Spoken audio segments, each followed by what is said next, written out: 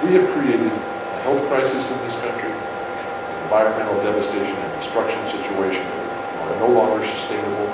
We also have an economic crisis. What we're doing with Connect and SDSI, we're addressing all of those issues.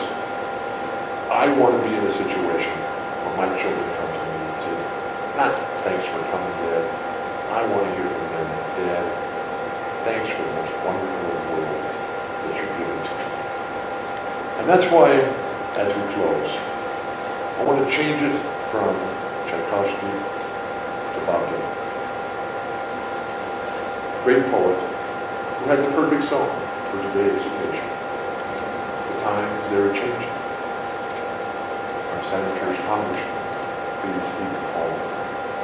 Don't stand in the doorways. Don't block the halls.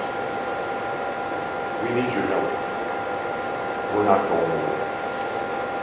We believe we're bringing you a reason to live. Thank you for your attention. Thank you for your participation. Thank you for your patience.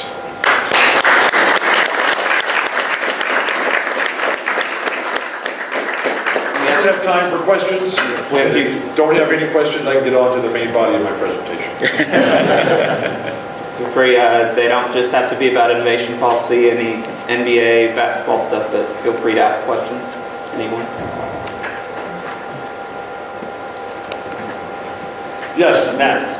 Can you talk a little bit about how you're connecting the scientific community, in particular with the business community? Because in Massachusetts, that's an issue that we follow very closely, and more businesses have been created at MIT, but they're still a long way to go there, and I'm just interested in That's the mission of Connect, Nat. 25 years ago, 6 brilliant entrepreneurs voluntarily came together and said, we're going to form this nonprofit business and trade organization.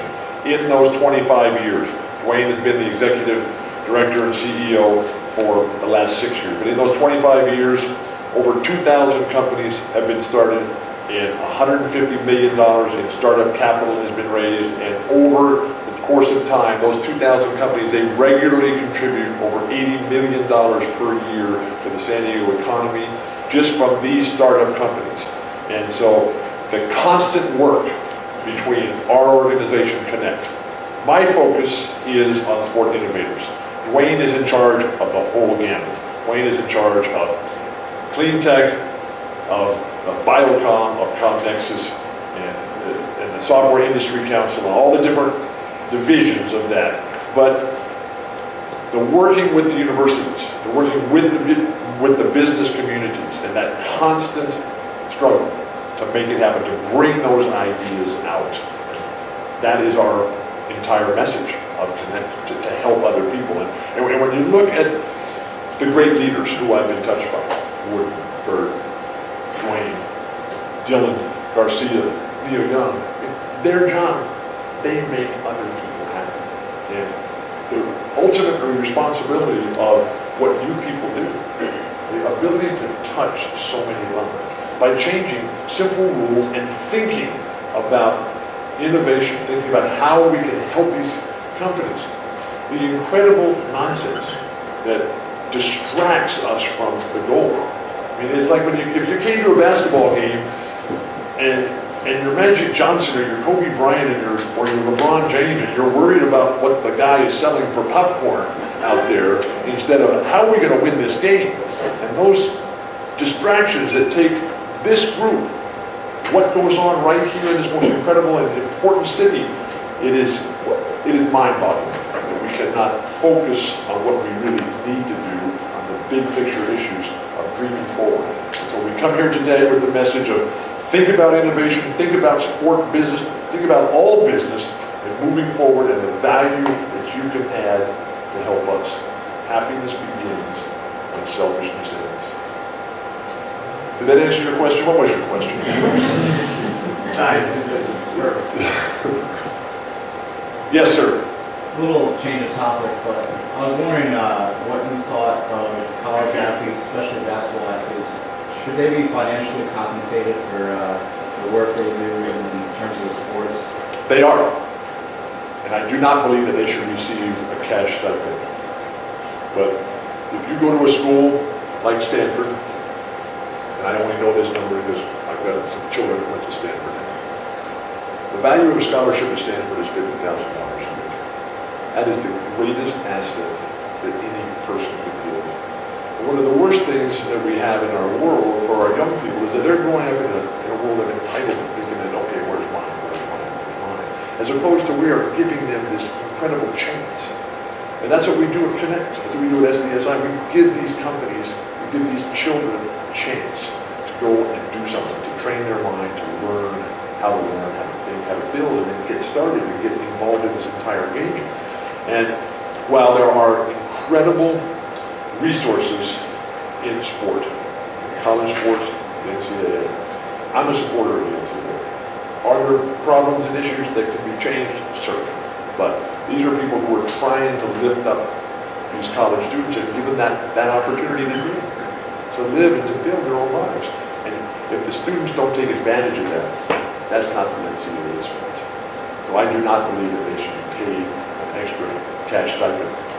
But the value of the scholarship should reflect the cost of the living in that area. And I'm well aware that it costs more to go to UCLA, Stanford, Harvard, Princeton. But Harvard and Princeton, they don't have scholarships.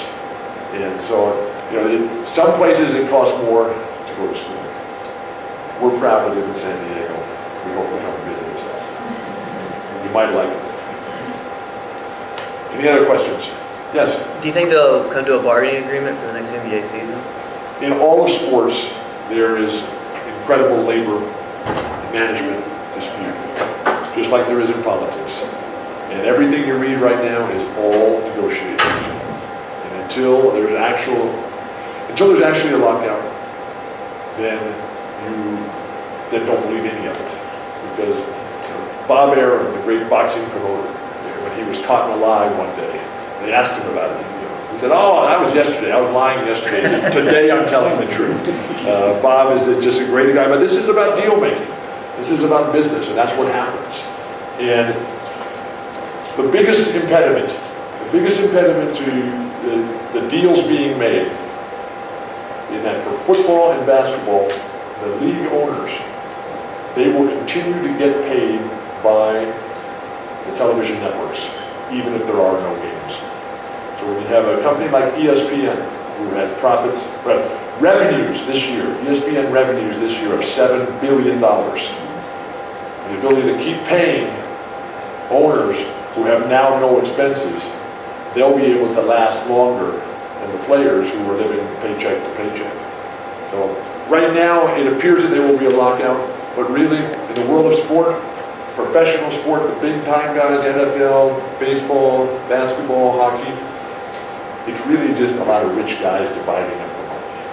And so, please, can't we all just get along? Yes, sir. What did you think of free agency this year? I thought it was great. The decision Loved it. by LeBron James. The NBA never had such a great offseason. Every day in the news. Now, just think of LeBron. Think of yourself. What would you do? Cleveland or Miami? Sasha Pavlovich or Dwayne Wade? Big Z or Chris Bosh? Mike Brown or Pat Riley? Well, he brought Big Z with him. Well, Big Z came with him later on in the deal, but it's a great move, I think. It's great. And he got so much negative publicity because he didn't go to New York. If he'd gone to New York, everybody would have said, New York is the media capital. This is the political capital around here. This is where a lot of business comes out of here. But the media capital, that's in New York. If he had chosen the Knicks, they would have said, this is fantastic. This is the greatest thing ever. He goes to Miami, and the New York Post has him on the cover, Le Bon. On the back cover, son of a beach. And jealousy is a very, very bad thing. But now, just think of what LeBron did. LeBron and the NBA got tons of publicity. That's the name of the game, sports name too. LeBron signed a huge contract. ESPN, the sponsors, charities, they all made a ton of money. What's wrong with that? That's what the business is. And It's what I would have done, exactly what he did. I'm not sure why people are so upset. It's his dream, it's his chance, it's his life. We're just lucky to get to watch such a brilliant player.